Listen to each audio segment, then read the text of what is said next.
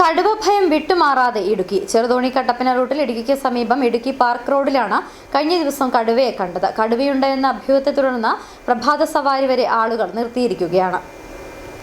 കഴിഞ്ഞ ബുധനാഴ്ച വെളുപ്പിന് 3 മണിയോടുകൂടി മലപ്പുറത്തു നിന്നും കട്ടപ്പനയ്ക്ക് ലോഡുമായി പോയ ലോറി ഡ്രൈവറാണ് കടുവയെ കണ്ടതായി നാട്ടുകാരെ അറിയിച്ചത്. റോഡ് മുറിച്ചു കടന്ന കടുവ പാർക്കിംഗ് സമീപത്തുള്ള കാടിനുള്ളിലേക്ക് കയറിപ്പോയതായി ഡ്രൈവർ അറിയിച്ചു. എന്നാൽ കടുവയുടെ സാന്നിധ്യം നാട്ടിൽ ജനങ്ങളിൽ പരിഭ്രാന്തിക്കിടയാക്കി. രാത്രിയിൽ ജോലിയൊക്കെ കഴിഞ്ഞ് ഈ ചെറുതോണി ഭാഗത്തു നിന്ന് നടന്ന് ഇടുക്കിയിൽ വീട്ടിലെത്തുന്ന ഒത്തിരി ആൾക്കാരുണ്ടായിരുന്നു. അപ്പോൾ അവർക്കൊന്നും ഇപ്പോൾ അങ്ങനെ സഞ്ചരിക്കാൻ പറ്റാത്ത ഒരു സാഹചര്യവും, രാവിലെ ഇവിടുന്ന്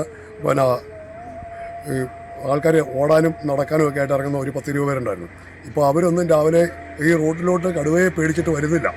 സന്ധ്യയാകുന്നതോടെ പുറത്തിറങ്ങാൻ ആളുകൾ ഇപ്പോൾ ഭയപ്പെടുകയാണെന്നും കൂലിപ്പണിക്കും മറ്റുമായി ദൂരദേശങ്ങളിൽ ജോലിക്ക് പോയി വൈകിട്ട് തിരിച്ചു വരുന്നവർക്ക് ഇപ്പോൾ ജോലിക്ക് പോകാൻ പോലും സാധിക്കാത്ത അവസ്ഥയിലാണെന്നും നാട്ടുകാർ പറയുന്നു.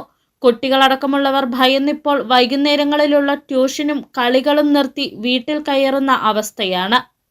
കടയിലൊക്കെ രാത്രി 10 മണി വരെയൊക്കെ ഞങ്ങൾ കട തുറന്നു വെച്ചുകൊണ്ടിരിക്കുന്നതായിരുന്നു.